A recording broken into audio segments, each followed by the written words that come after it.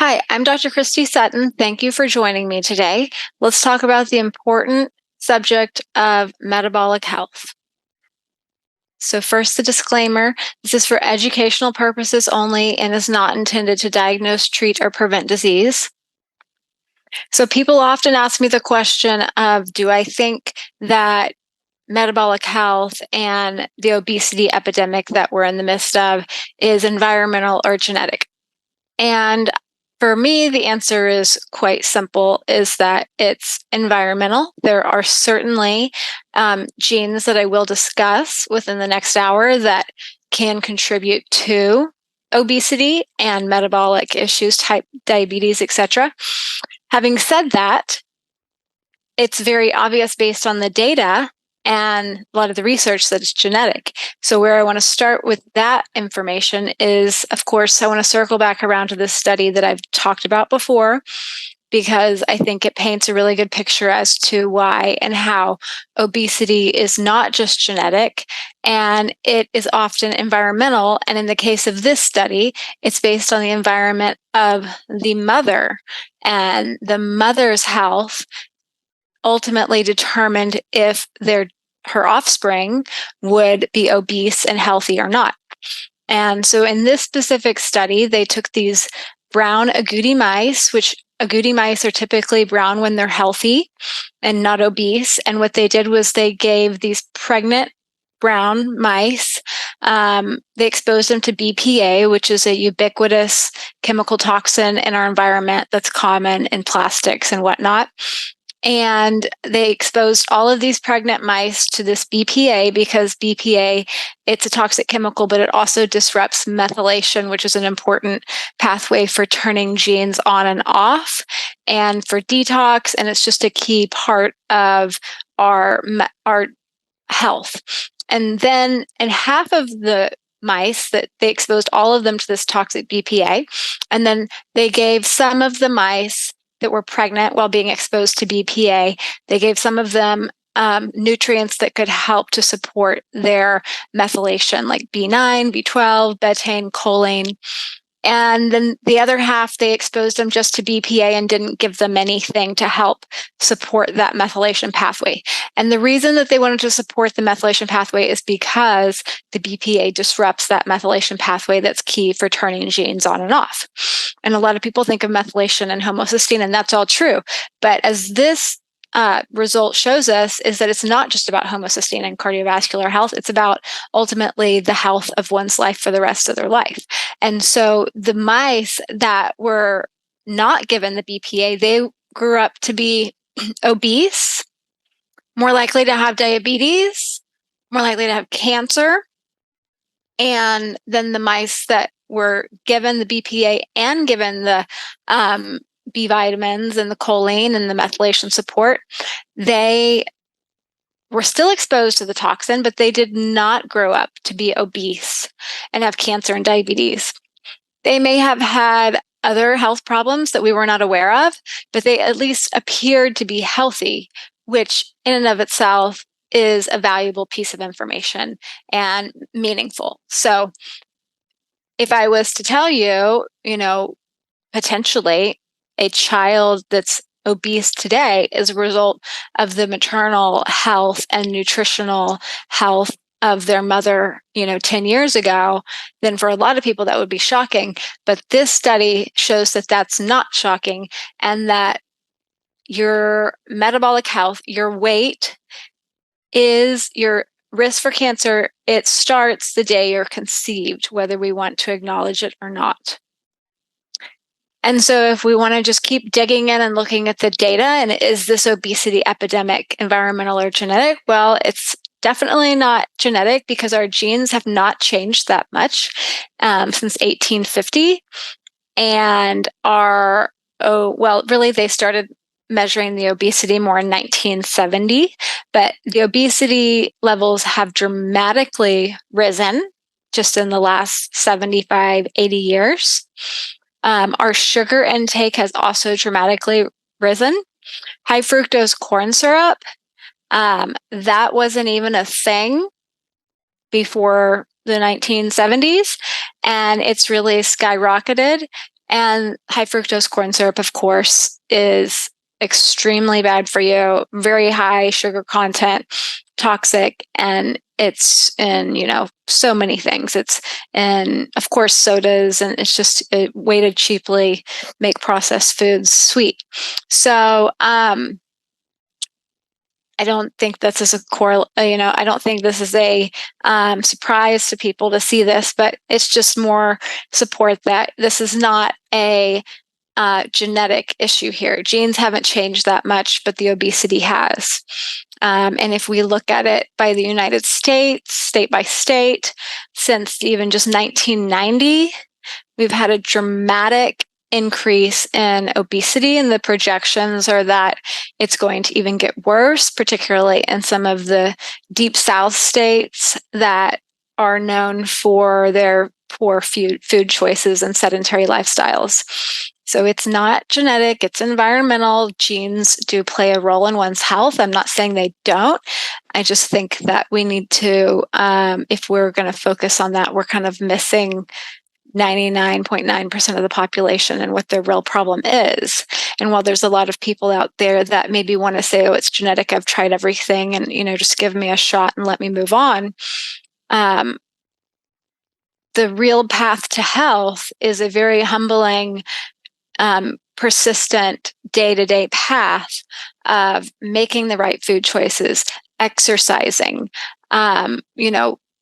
mindfulness.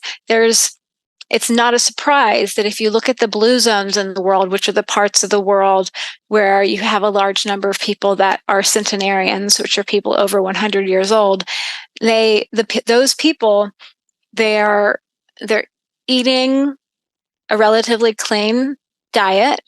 They're not overdoing sugar or alcohol. They all exercise as a part of their day-to-day. There's lots of walking. They're not sitting in their car driving for hours to go to and from work. Walking is a part of their day-to-day. It's a part of their survival to go and get the groceries and, go and eat. They all have very supportive social networks. They also like to eat seems like they eat a lot of beans. They don't overdo their diet as far as sugar and unhealthy foods, processed foods. It's more fresh foods. So anyways, moving on. Also, if we look at the obesity rise just as a visual, since 1960, it's skyrocketed since 1960, and it's not a surprise. So our genes have not changed since the 60s that much, if at all. It takes a long time for genes to dramatically change on a global population. This is an environmental problem that needs to change. If we look at a beach back in 1905, then you see, it's interesting. They're wearing dresses at the beach, which is kind of fun, but I'll pass. But nobody here is obese. And there's just a large group of people. If you go to a beach today, there's a lot of obese people. And so what is driving all of this? Well, I think we know what it's driving at, but it's helpful to kind of talk about it and understand it, because if we can understand it and help our patients and the people that we work with and love understand it, then they can often make more informed choices and really understand that it's not just about taking a pill or a shot to lose weight. It's about, you really have to work for it. You have to exercise. You have to eat right to really be healthy. You can be fit, meaning like you might look good because of the right formula of products and procedures, but fitness does not equate to health. Health, you can't really buy health. You have to really work for it. There are things you can buy to help. You can buy the gym membership. You can buy, the health coach. You can buy the supplements. You can buy the organic food. But at the end of the day, you've got to really put in the effort and do the work. And so when talking to patients and when talking to people, it's helpful to be able to just communicate these things in a way that makes sense, but is simple. And so we have this epidemic of insulin resistance, and we don't really truly know the exact number of people that have insulin resistance because there's not one simple test that I can do to have a blood test to say, oh, you have insulin resistance. Like, for example, there is a test to show me if you have diabetes. If you have diabetes, then, I just look at your hemoglobin A1C. If your hemoglobin A1C is 5.7 to 6.1, you have prediabetes. Anything higher, you have diabetes. Okay. So with insulin resistance, we don't have that. But we know that insulin resistance can lead to diabetes and lead to prediabetes. And we know that 1 out of 3 people are pre-diabetic. So there's clearly a lot of people have issues with insulin resistance. And what does that mean? And what does that do? So what insulin resistance is that whenever the cells are being exposed to too much insulin, and what causes that high level of insulin is not enough exercise, too much sugar. That's really a perfect formula for too much insulin. So your body's making too much insulin, your pancreas is making too much insulin, the beta cells of your pancreas specifically are what makes the insulin, and you make so much of that insulin that then what happens is the cells say, I can't stand you, insulin. I'm not going to respond to you anymore. There's too much of you. I'm going to desensitize myself to you, make myself resistant to you. And I'm going to do that by down regulating and removing the insulin receptors on the cell membrane. And then you can be out there in the blood. Insulin can be out in the blood and it can keep trying to affect the cell, but there's just not enough receptors for the insulin to bind to. And then the glucose, therefore, cannot go into the cell because there's no insulin to get the glucose into the cell. Because with the exception of skeletal muscles, you always need insulin to get the glucose into the cell. So if you're insulin resistant, that means that you have high insulin and your cells are saying no more. We're not opening the door anymore, and we're closing the door. We're not letting the glucose in. We're not responding to any more insulin. And what happens is you get low glucose in the cell. So your cells are starving, but then the blood glucose gets really high. And so people that are insulin resistant, they'll often crave sugar after they eat because they just need a little bit of extra sugar to kind of bump up that insulin even more and get the sugar into the cell so that they can overcome that insulin resistance. It's not a long-term fix, but it does temporarily get the insulin high enough that it can get that sugar into the cell while creating further issues down the line. So there's not enough sugar in the cell with insulin resistance, which means their brain's not going to be working as well as it should. However, not just their brain, but all of their cells are not going to be working as well as they should. However, there's going to be too much sugar in the blood. And if you have too much sugar in the blood, then that's where your liver starts and your body starts creating a lot of extra fatty acids and creating fatty liver and depositing more fat into your adipose fat cells. And so you end up with this dramatic increase in fatty liver, and you can see that as high triglycerides on blood work. If you start seeing high triglycerides, especially if you start seeing not just high triglycerides, but if you have like a ratio of cholesterol to triglycerides that's less than 2, then that's an early indicator of a metabolic syndrome, insulin resistance type situation. And that can be from too much sugar, alcohol, not enough exercise. It's all the same equation, which is too much sugar in the blood, which creates more fat being deposited in the adipose tissues, which is your cells. So you get more abdominal weight gain, and then you get fatty liver. You even get fat into the muscles. And so then this increases, this also, with insulin resistance, you see a decrease in nitric oxide production. And so the nitric oxide production decrease causes an increase in cardiovascular disease. You're not going to be getting enough blood to your brain. You're not getting enough sugar to your brain. It doesn't matter that your blood sugar is high. It's not getting into the cell. So then you get more inflammation.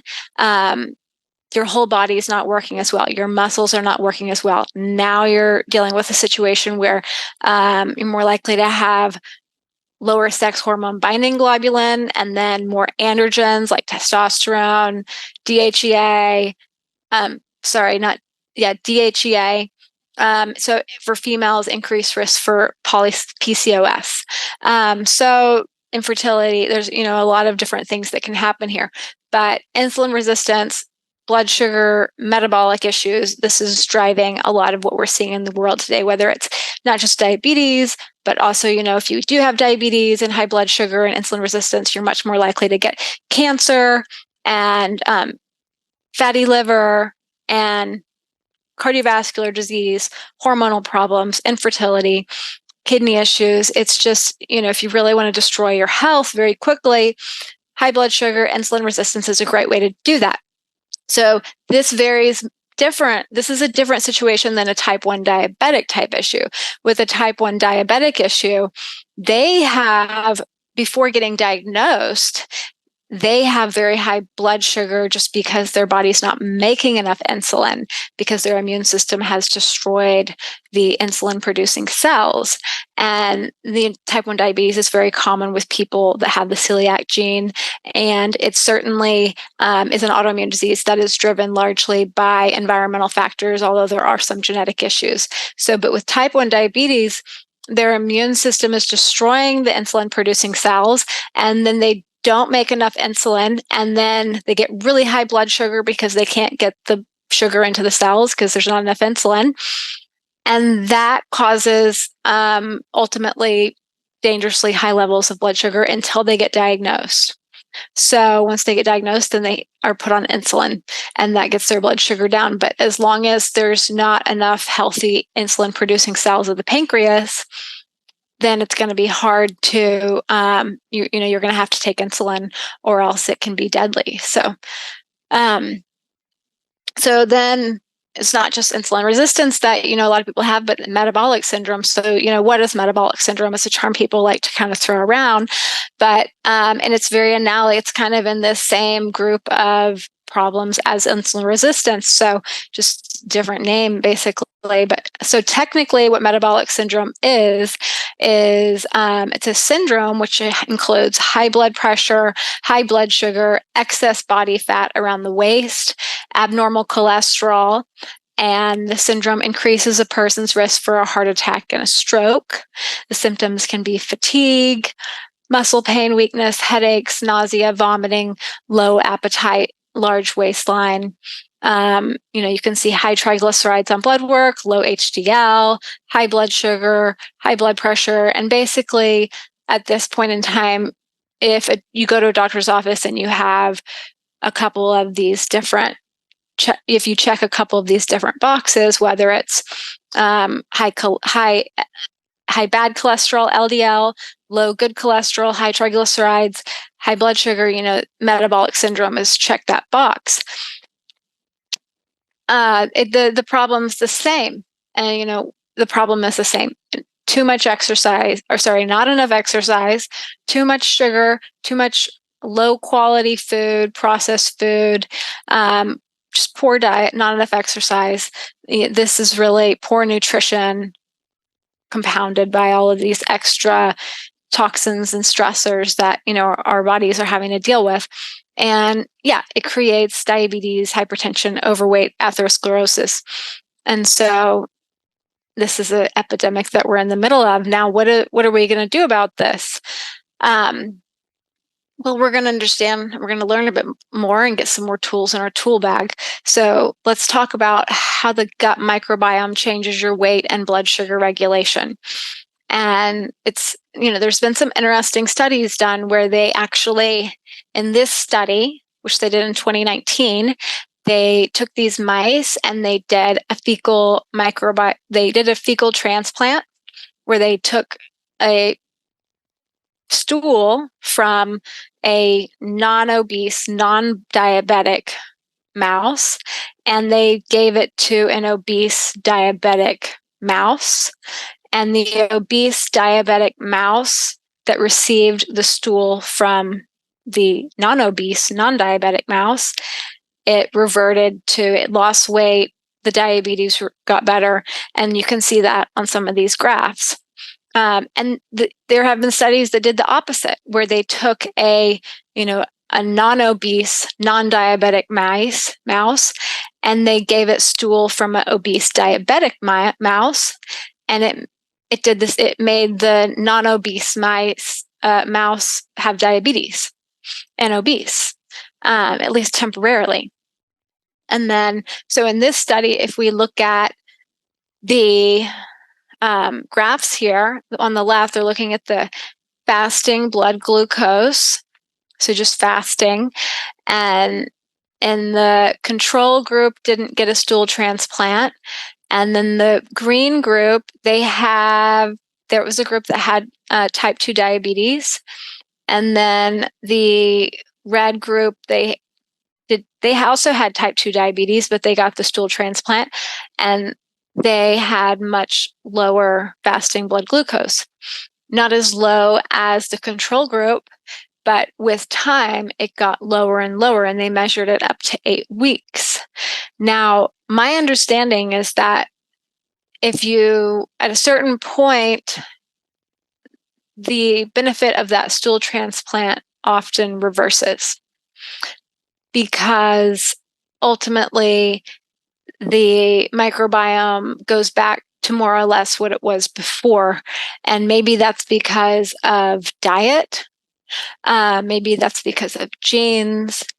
But my understanding is that in these experiments, they haven't found a long-term reversal of diabetes and obesity through stool transplants. And although it's very clear through these studies that the microbiome is largely affecting obesity and blood sugar and health, it's not like, if it was as simple as here you just get a stool transplant and you don't have that problem anymore, I think then getting stool transplants would probably be a more common thing, simply because that would be kind of a one-shot done deal. But my understanding is that it's not that way, and it reverts back largely because that person hasn't changed their diet like they should. They didn't change their exercise like they should. Exercise does affect your microbiome in a way. And ultimately there's some genetic piece where they just support a certain microbiome better than the other. So, and if you watched one of my other workshops that I did, there are genes like the FUT2 gene that does affect the microbiome, as far as it can largely affect your microbiome, which then can affect your weight and blood sugar. So, okay, in the middle, they looked at the area under the curve for glucose, which is just generally kind of over the day, what it was their blood glucose. And the group that got the stool transplant had a lower blood glucose than the group that did not get the stool transplant. Not as good as the control, but getting better and getting better with time. And then the hemoglobin A1C, which is a measure of over 3 months, last 3 months, what your blood sugar's been. At 4 weeks, the hemoglobin A1C was lower than it was at 8 weeks, but it's significantly lower both 4 weeks and 8 weeks, even more significantly in relation to the 8 weeks. So during this time for this whole study, I should have told you this, they were feeding these mice a very high calorie diet, which was going to increase their blood sugar. That's why, you see the hemoglobin A1C increasing in all of these groups over the period of time. So, although you still see the trend of the group that got the fecal transplant and had that additional microbiome support. They're more protected. And so then they also looked at the inflammatory markers in this study, and the interleukin-6, which is an inflammatory marker, was lower in the group that got the stool transplant than in the group that did not get the stool transplant. Interleukin-10, which is an anti-inflammatory cytokine, that was higher. So there's more anti-inflammatory, less inflammation going on. And it almost got as high as the control. And then tumor necrosis factor alpha, that is also an inflammatory cytokine, and that was lower. So what this is showing is that there's less inflammation in general in the gut due to the stool transplant. And what they talk about in this study is they talk about how the gram-negative bacteria, largely people that have these microbiome imbalances, they have more gram-negative bacteria, which produce high amounts of lipopolysaccharides, which are inflammatory. And they kind of create this chronic inflammation, and that chronic inflammation causes damage to the pancreas and can decrease insulin production, also increase inflammation in the gut, and just in general create more inflammatory blood sugar issues. So what they said is that the low-grade chronic inflammation caused by the microbial imbalances usually leads to the destruction of the insulin-producing cells of the pancreas. So you're not making as much insulin due to the inflammation. And then this injury and dysfunction is reversed when they get the fecal transplant. And that's the theory as to why this fecal transplant is working so well, because it's decreasing inflammation starting in the digestive system. And then that decreased inflammation is decreasing inflammation in the whole body, which translates into less inflammation in the beta cells of the pancreas and less damage, which leads to lower blood sugar. So, and then they said, in conclusion, this study demonstrates that a high-fat diet induced so they fed all these mice a high-fat diet to induce type 2 diabetes can be treated with a fecal transplant by improving insulin resistance and attenuating pancreatic beta cell destruction. So that's kind of an interesting study if you want to go back and look at it. Here's another one that had some good information that I think helps build an understanding that can help just build your framework for how you're going to look at things and talk to people and go about whatever you're going to do to help people. So this study, they looked at, well, first what they said, which I thought it's called Microbiota Transplant and the Treatment of Obesity and Diabetes, Current and Future Perspectives. So I think it was interesting. They said that the human genome is outnumbered by 150 to 1 to the bacterial microbiome. So there's way more bacteria in our body and bacterial genes in our body than human DNA in our body. And that's crucial because they're, having all that probiotic and all that good bacteria or bad bacteria DNA, that's going to turn genes on and off in our body and in a very powerful way. So changing your gut microbiome is going to potentially have this huge effect just because there's so many of them. And so the gut microbiome is rich with many bacterial species as well as fungi, yeast, and viruses. A lot of people don't think about the microbiome having fungi, yeast, and viruses, but it does. And that's an important part of either our health or illness also. Our microbiome peaks during mid-adolescence and then declines with aging, and that's thought to be part of why it's a decline in health and aging. One part, there's many reasons for a decline in health and aging, but the decrease in the gut microbiome and diversity is thought to be part of that. And then the disruption in the gut microbiome ecosystem has documented to have many potential causes, including antibiotic overuse. We know antibiotics are going to mess up the gut. A high-fat diet can disrupt the microbiome. High levels of inflammation due to all of the lipopolysaccharides from gram-negative bacteria, that can also disrupt the microbiome, which is then going to create more inflammation, create more metabolic syndrome, create more insulin issues, more blood sugar issues. They even said pollutants, foodborne toxins, and preservatives and sanitation-related chemicals commonly used in agriculture are disrupting our gut microbiome too. And that this subjects with low microbial gene richness, they don't have enough microbial richness, they're more likely to be inflamed, obese, have poor insulin sensitivity, and higher BMIs. However, they go on to say, when these obese, inflamed subjects consume a restrictive, fiber-rich diet, their microbial environment drastically improves, and that the fecal microbial transfer is a big part of how that can affect one's health. So if you want to see somebody go from obese to thin, quickly change their gut, basically, is one way to do it. So I don't know how many of you guys have done stool tests on people, but the stool test that I do, it looks at the FB ratio. And the FB ratio is interesting because it has to do with obesity and metabolic health and inflammation.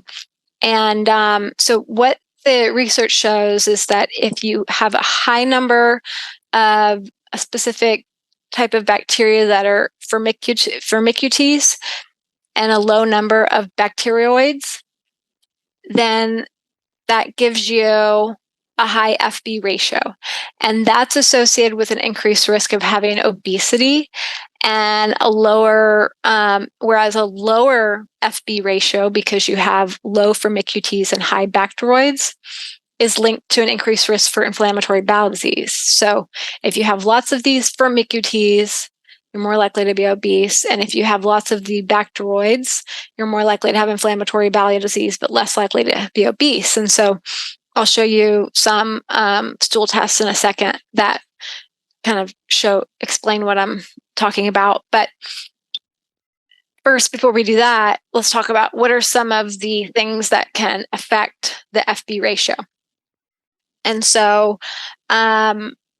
being born by C-section can increase the risk for obesity because it can change that FB ratio in a way where you're more likely to have a high FB ratio. So that's one way.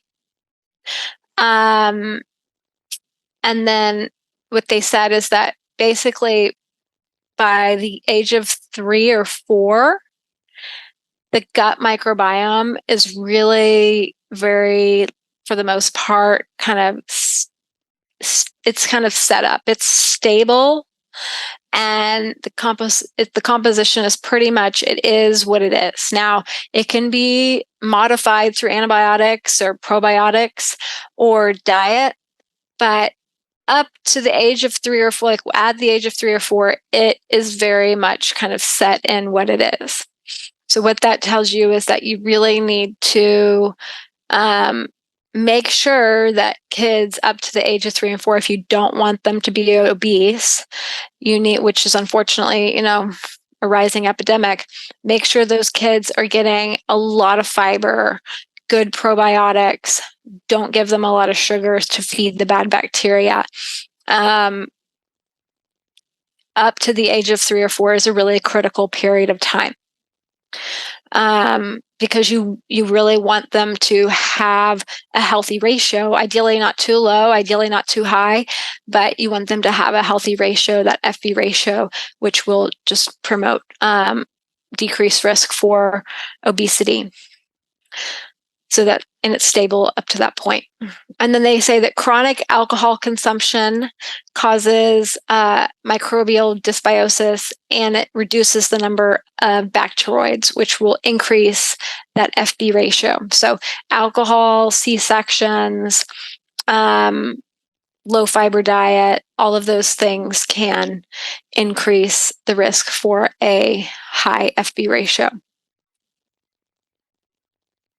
So here's a stool test. Actually, this is me on the left, and this is my daughter on the right. And it's the same test. This is the GI effects. And I know there's a lot of stool tests out there. This is just the one that I'm used to using. And I'm not saying it's the very best one out there, but I like it for a number of reasons. And I'm not going to go into all of those reasons now.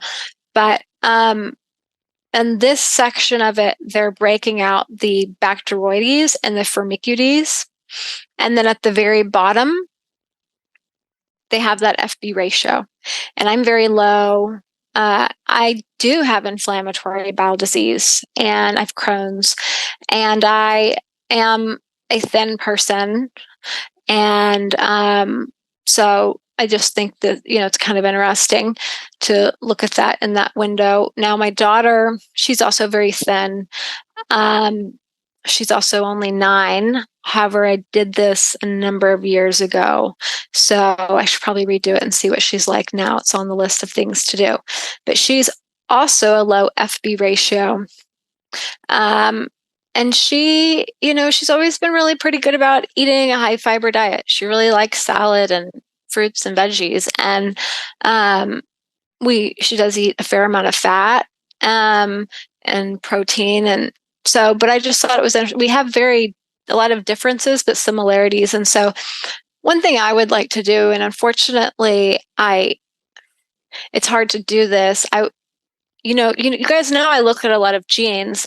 I would love to be able to look at a whole family and their stool tests, and to be able to see what are the similarities and differences, and really be able to see how are these microbiomes passed down through families and how they change. And unfortunately, these stool tests are pretty expensive, $300 or $400, depending on what exactly you're doing. And so I just haven't been able to find enough people to fund my research.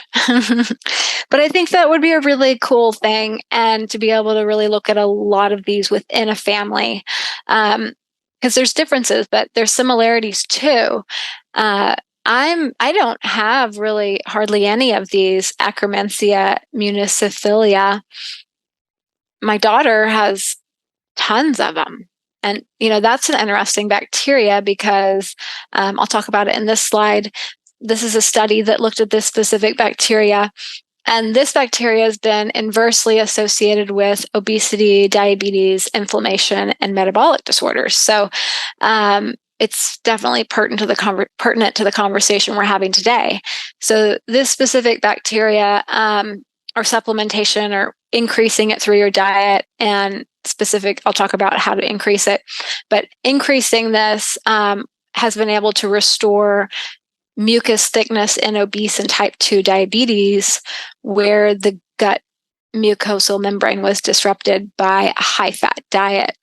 So because a high-fat diet can decrease this bacteria, but it also will feed some of the gram-negative LPS-rich bacteria. So they found that this bacteria also helps to decrease just gut permeability and help heal up the gut lining, while simultaneously decreasing the risk for obesity, diabetes, and inflammation and metabolic disorders, which is really a powerful combination.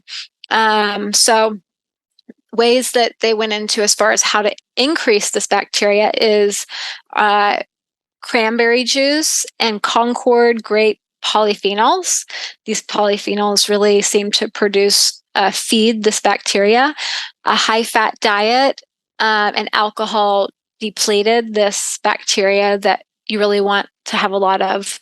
So I thought that was just kind of interesting. So we need to get more cranberry extract and Concord grape polyphenols, and don't overdo the fats and alcohol. And you can supplement for a little while and see if that might help also. I've experimented with a little bit. I haven't had anybody lose weight taking this bacteria. I'm sure it's good for them. It hasn't been just take this bacteria and you lose weight. But most things don't work that way. Usually it takes time. And even in these studies, the longer things are taken, often the better the effects as far as measuring blood sugar and metabolic disorders. So just because we're talking about metabolic issues and we talked about diabetes, and because I've spent a lot of the last couple of years of my life really focused on iron, because I'm about to publish my Iron Curse book, I wanted to mention that high iron does destroy the pancreas. It can cause both type 1 and 2 diabetes. People that have high iron, which is also called hemochromatosis, they are often known as having bronze diabetes, because their skin gets very bronze in color from the high iron, while simultaneously they get diabetes due to the high iron destroying their pancreas and destroying the insulin producing cells and creating insulin resistance. And so this is a bit of a vicious cycle that high iron really feeds. So it's so important that everybody make sure that they're doing a full iron panel and a CBC and looking for those hemochromatosis genes, because this is a commonly missed driver for many diseases, including insulin resistance, diabetes, autoimmune diseases, and liver disorders, and cardiovascular disease, and Alzheimer's, and mental health issues, and the list goes on. So I just had to mention that.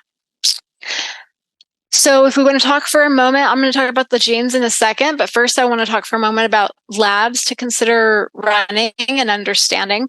The lipids, which include the cholesterol and triglycerides. So if you order a typical lipid panel, it's going to have your cholesterol, triglyceride, LDL, HDL, VLDL. If on that test you see at least twice as much cholesterol as triglycerides, then that's probably a really good sign that that person's not dealing with a metabolic syndrome, pre-diabetic, diabetic issue. If on that test you see that they have a lower ratio than 2 for cholesterol to triglycerides, that can be an early indicator of metabolic issues, insulin resistance, type 2 diabetes, etc. So for example, if somebody's cholesterol is 200 and their triglycerides are 100, that's a 2-to-1 ratio, so that's not a super high risk. The lower the triglycerides, the better. If their cholesterol is 200 and the triglycerides are 150, that is a lower ratio than 2, and they are at a higher risk for insulin resistance, metabolic syndrome, diabetes. You really need to look at those triglycerides and explain to patients that high triglycerides are not just because you're eating extra fat. It's also a matter of sugar and alcohol as well. Alcoholics, diabetics, these are people that are at a very high risk for high triglycerides and people with insulin resistance, because as the blood sugar gets higher, then the liver stores more and more of that sugar and as fat, as triglycerides in the liver. And then that fat will infiltrate the healthy hepatocytes and it will destroy them.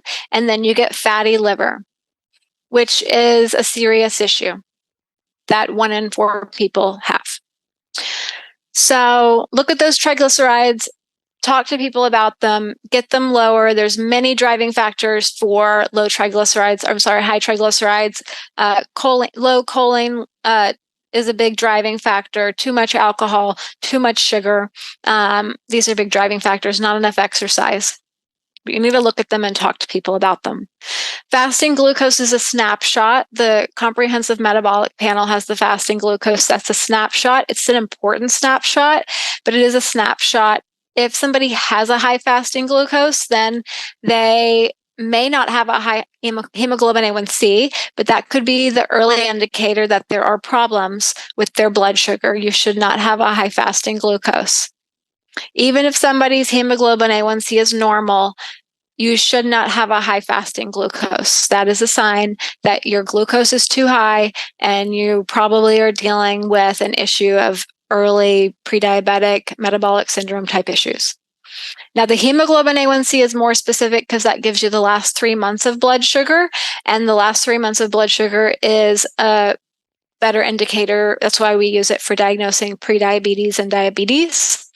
And that can change very dramatically if you're doing the right things, although they say it can take up to 3 months, but I have seen it change very dramatically if doing the right thing to get it lower.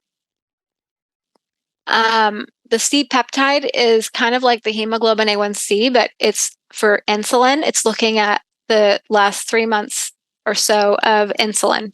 And so if you have a high C-peptide, you're more likely to have an insulin resistant type issue because you have too much insulin. And if you have a low C-peptide, then you're more likely to have a type 1 diabetes issue because your immune system has destroyed the beta cells and you're not making enough insulin. And therefore, the C-peptide will be low.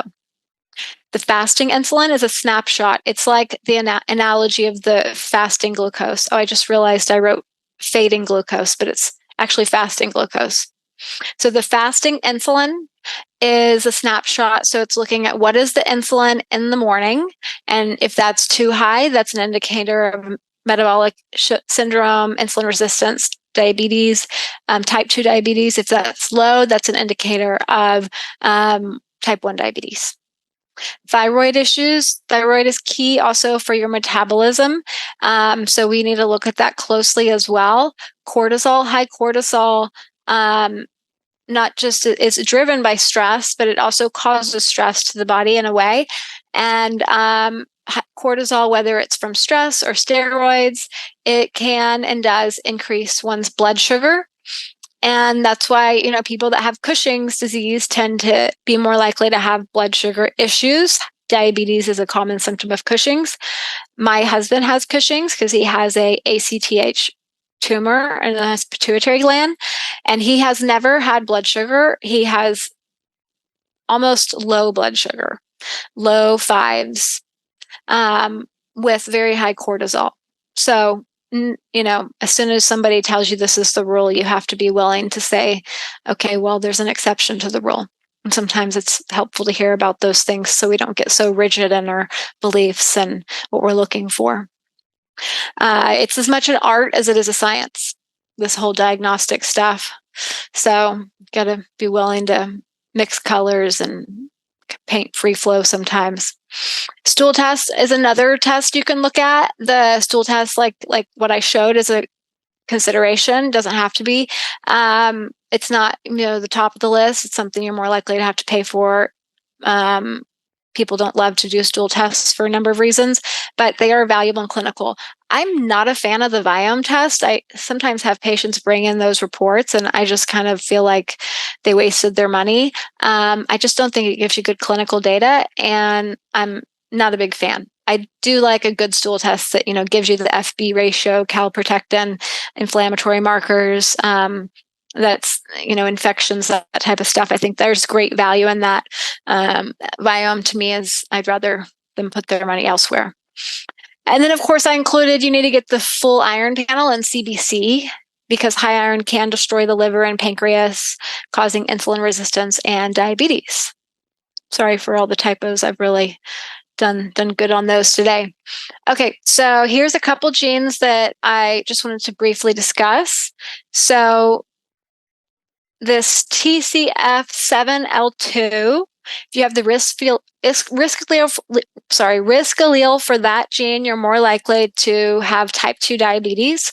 Now, many people have these risk genes and they don't develop, obesity or diabetes or issues. So you have to kind of be willing to, these are not the main genes I focus on with people because I can quickly look at one's labs and look at them physically and have a real clear understanding for what's going on.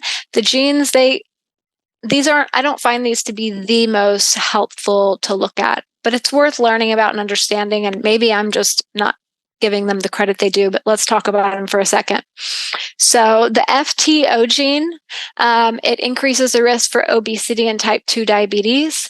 And individuals with this genotype are more likely to benefit from a high protein diet for healthy weight management. So that's, an actionable thing that you can tell people to do.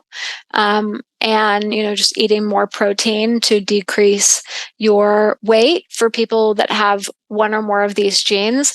Having one is not as bad as having two. Having two is not as bad as one. And they did a study on 3,000 kids in the UK, and they indicated that the kids who had two of these AA genotypes were less likely to be satiated, so they were just hungrier than the other genotypes, which indicates that this risk allele for obesity is likely to influence appetite, which would explain why a high protein diet helps them, because your high protein diets are more filling than low protein diets. I know personally, me, if I'm not eating meat multiple times a day, I'm very hungry.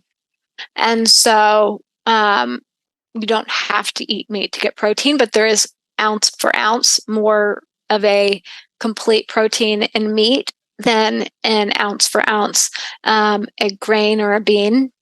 So, or a vegetable. So that's why people who are vegans and vegetarians tend to be hungrier. And, it's worth knowing what somebody's dealing with genetically and talk about their diet in that way. These people with the FTO risk allele also had a modestly increase in C-reactive protein, which of course you can look at on labs. That would be a good lab to consider too, just to look at inflammation, since we know inflammation can drive damage to the pancreas and blood sugar issues based on those fecal blood tests, the fecal stool transplant, and then the increased risk for obesity with the FTO. Another gene is the APOA2. That's the third one on the table. And what they found with this is that if you have a risk allele for this, then saturated fat is more likely to contribute to obesity. And individuals with the G allele are more likely to lose weight by reducing saturated fat intake to less than 22 grams a day. So that's another thing, that if you have somebody that's trying to lose weight that has one or more of these APOA2 genes, then you could talk to them about decreasing their saturated fat to lower than 22 grams a day, and see if that, in addition to, reasonable diet, exercise, supplementation, etc., might help. The ADIPOQ gene, the fourth one on the table, is associated with lower levels of adiponectin. And the low levels of adiponectin have been associated with heart disease, obesity, insulin resistance, dyslipidemia, and metabolic syndrome. So I want to dive a little bit deeper into this gene and what we can do about it in this slide. So adiponectin is a hormone that your fat cells release, which helps with insulin sensitivity and inflammation. So if genetically you don't make as much adiponectin, then you're going to be at a higher risk for having more inflammation, more insulin resistance, obesity. And so the adiponectin, which is made by the fat cells, is key for the health of your pancreas, liver, muscles. It increases glucose uptake in the muscles. So if you don't have enough adiponectin, then you're going to have higher blood sugar because your muscles are not taking up the sugar. Your liver, you're going to have more issues with fatty liver. Your liver's not going to be making as much of the sugar, which is going to create issues. It's going to be storing it in the liver. More likely to have angiogenesis if you have plenty of adiponectin. Whereas if you don't have enough adiponectin, you're going to have more vasoconstriction, which is going to cause cardiovascular disease. And that can also be part of causing kidney disease if the kidneys are not getting enough circulation. That's a really serious problem for the kidneys. And then, of course, your brain's not going to be working as well if you're not getting good blood supply and getting glucose into the cell like you'd like to. So natural ways to increase adiponectin are get regular exercise, decrease saturated fats and increase non-saturated fats such as olive oil, avocado, fish, macadamia nuts, omega-3 fatty acids, increase fiber, coffee and tea. I'm not saying you need to drink coffee and tea if that doesn't work well for you, but that can increase adiponectin. And cold temperature exposure can also increase adiponectin. So that's where that kind of cold therapy could come in for some of these people that have this genotype, if they have one or two of these risk alleles for the ADIPOQ gene. Okay, and then there's a gene called the insulin degrading enzyme, which is the IDE gene. And this enzyme breaks down insulin, but it also breaks down the amyloid beta protein found in Alzheimer's disease. I'll talk more about this in my brain health workshop that's coming up.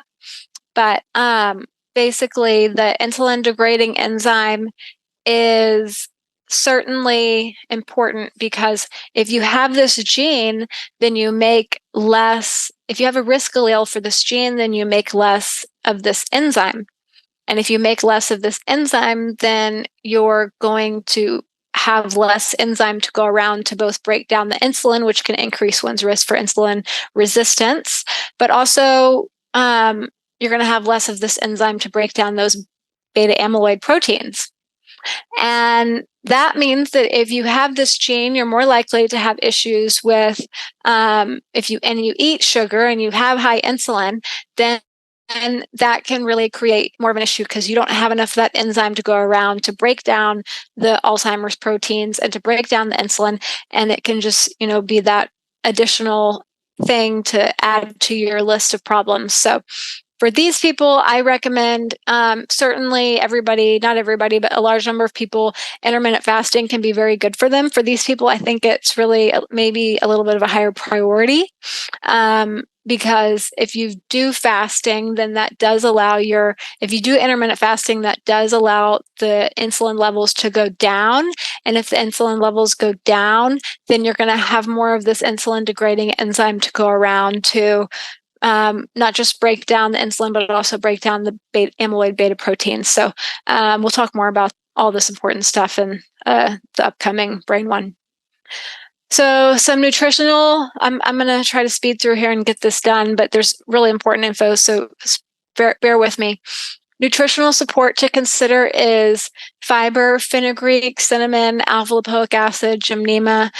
I'm going to say this wrong, Pterocarpus marsupium, Mormocodia charantia, which is bitter melon. Let's just call it bitter melon. Probiotics, chromium and isoleucine, detox support, pomegranate, regular bowel movements, diet and exercise, intermittent fasting to allow apoptosis, and find and correct the underlying driving factor for obesity if possible. So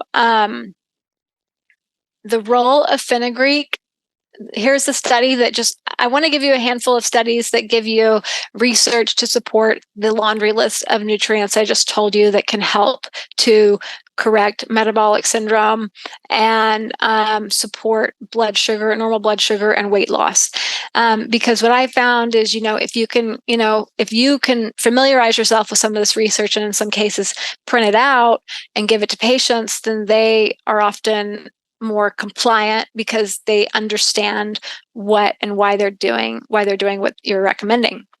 So in this study, they found that after giving one group a large amount of fenugreek compared to controls, they saw a significant reduction in the fasting glucose and the postprandial plasma glucose, and they also had lower bad cholesterol.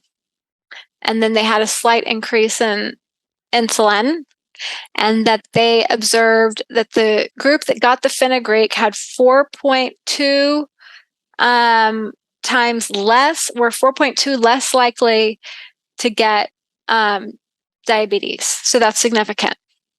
And it was significant they found that the outcome of diabetes of fenugreek group was associated with serum insulin and negatively associated with insulin resistance. So they were less likely to have insulin resistance. And then gymnema, there's some really wonderful research on gymnema. It can help to make things not taste quite as sweet, so you don't want to eat them quite as much. But these research studies show that there has anti-obesity and anti-diabetic properties that decrease body weight and inhibit glucose absorption. And they prevent the accumulation of triglycerides in the muscle and liver, which is huge, and decreases fatty acid accumulation in the circulation, which is huge. That means you're going to be getting, less LDL and all that stuff in the circulation.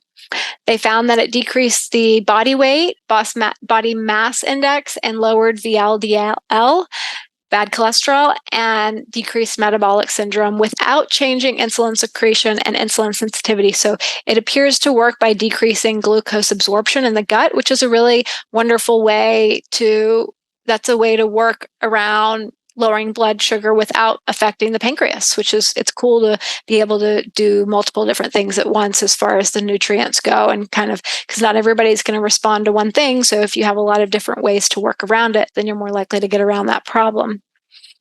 I'm almost done. Bear with me, but please hold on.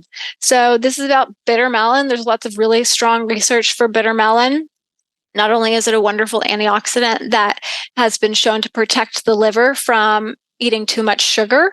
It increases some key enzymes that are antioxidants like glutathione peroxidase, superoxide dismutase, and catalase. But it's also been shown to improve insulin sensitivity, which is huge, glucose tolerance, and insulin signaling in high-fat diet-induced insulin-resistant rats. So this helps with insulin resistance, which is huge.